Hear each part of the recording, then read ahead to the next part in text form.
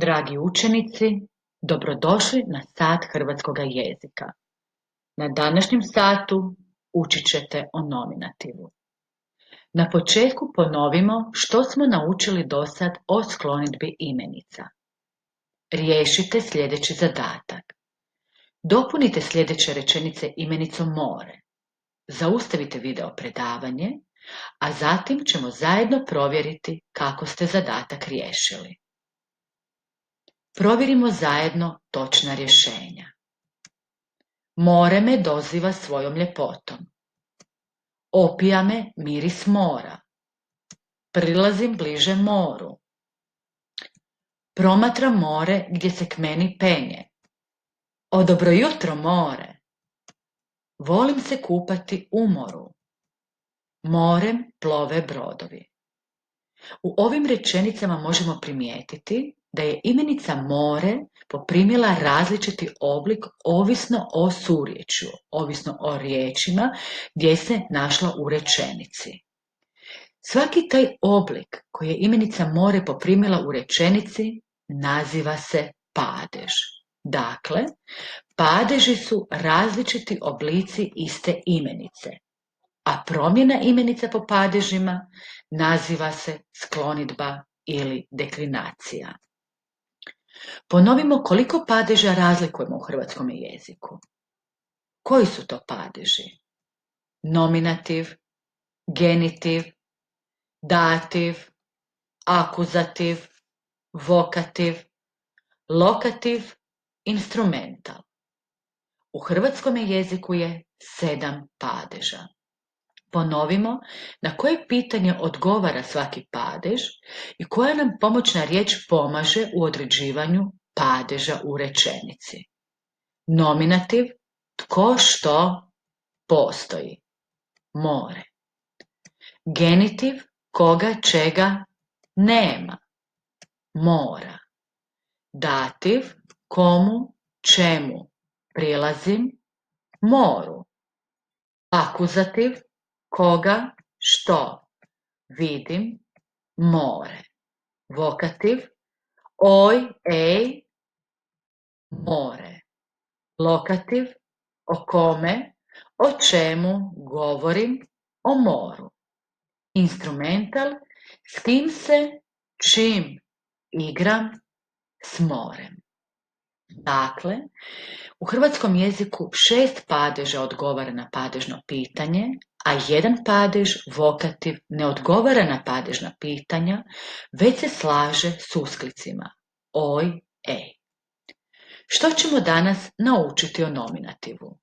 Naučit ćemo razlikovati nominativ od drugih oblika imenica u rečenici s pomoću padežnih pitanja na koja odgovara. Naučit ćemo što se najčešće izriče imenicom u nominativu. Naučit ćemo pravilno oblikovati tekst s imenicama u nominativu. Uočit ćemo kako se mijenjaju glasovi u množini imenica u nominativu, znači koje se glasovne promjene pojavljuju. Krenimo. Promotrite sljedeću fotografiju, a zatim u bilježnicu zapišite 2 bića, 2 stvari i 2 pojave koje uočavate na fotografiji. Vjerojatno ste došli do sljedećih rješenja. Bića koja uočavamo jesu ribar, galeb, stvari, čamac, kapa, jakna, motor. Pojave, oblaci, sunce. Odabrane imenice sada upotrijebite u rečenici tako da odgovorite na sljedeća pitanja. Što se nalazi na fotografiji? Što je prekrasno neobično na fotografiji? Tko nešto radi na fotografiji? Zaustavite sada ovo video predavanje i u bilježnicama odgovorite na ova pitanja. Oblikujte rečenice. Vjerojatno ste dobili neke od sljedećih odgovora. Ribar kreće u ribolov. Galeb se vozi na čamcu. Sunce zalazi. Nebo je prekrasno. More je namreškano. U daljini je otok. Pokušajte sada postaviti padežna pitanja na koja bi odgovarale istaknute imenice u rečenicama. Krenimo zajedno. Ribar kreće u ribolov. Koje ćemo si pitanje postaviti da bismo dobili odgovor ribar? Tko ili što kreće u ribolov? Izričemo li imenicom ribar nešto živo ili neživo? Naravno, izričemo živo, pa dio padežnog pitanja na koji odgovara ribar jest tko. Pogledajmo sljedeću rečenicu. Sunce zalazi. Koje ćemo si padežno pitanje postaviti, a da sunce odgovara na njega? Tko što zalazi? Izričemo li imenicom sunce nešto živo ili neživo? Naravno, suncem izričemo nešto neživo, pa ćemo zaokružiti dio padežnog pitanja što. Nominativ, a i sve ostale padeže u rečenici, označujemo prvim slovom naziva padeža, i to velikim slovom. Znači slovom N.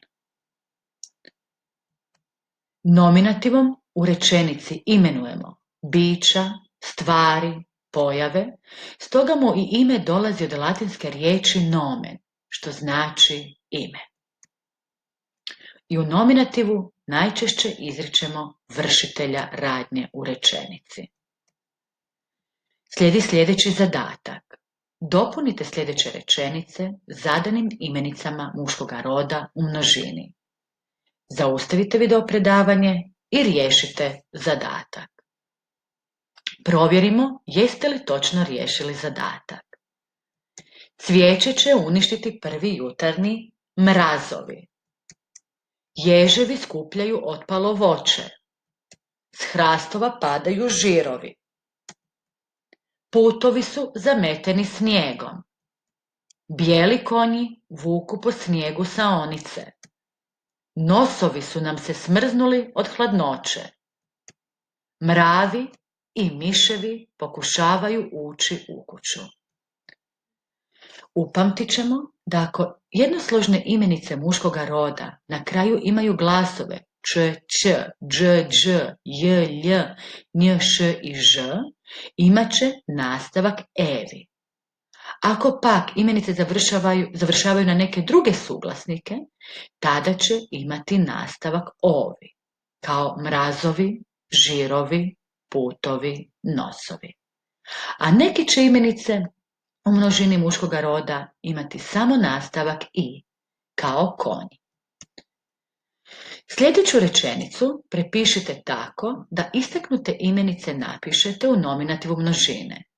U prvome primjeru upotrijebite nastavak i, a u drugome nastavak ovi. Rečenica glasi: kad padne snijeg, zabijeli se brijeg u našemu zavičaju.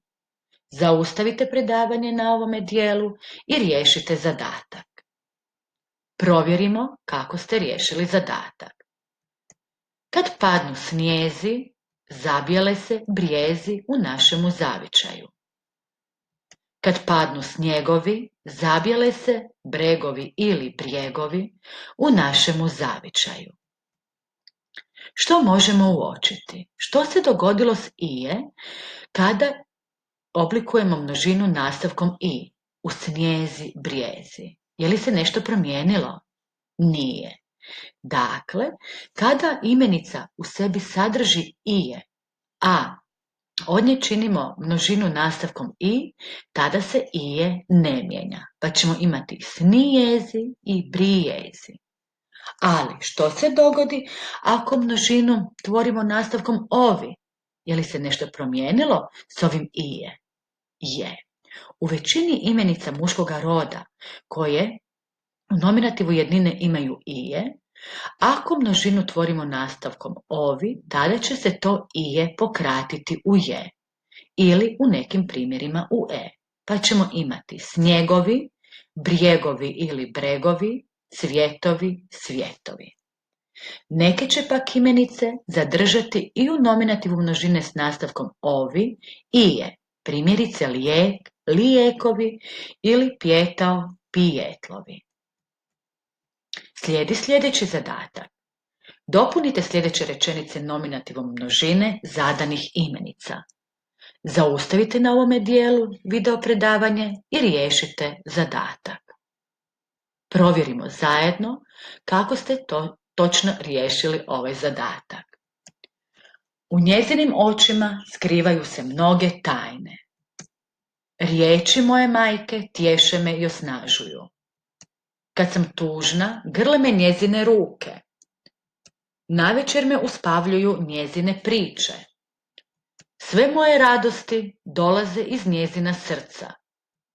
Mračne noći ne plaše me kad sam s njom. Njezine kćeri jako je vole. Pogledajmo kako ćemo oblikovati nominativ množine imenica srednjeg roda. Dopunite ove rečenice zadanim imenicama u množini. Zaustavite predavanje i riješite zadatak. Provjerimo točna rješenja. Uz rijeku spavaju nanizana pitoma sela. Okružuju ih brda i jezera. Stabla visokih jablana uzdižu se prema nebu. Mnoga sam ljeta proveo kod djeda. Vjerujem da ste uspješno riješili sva 3 zadatka.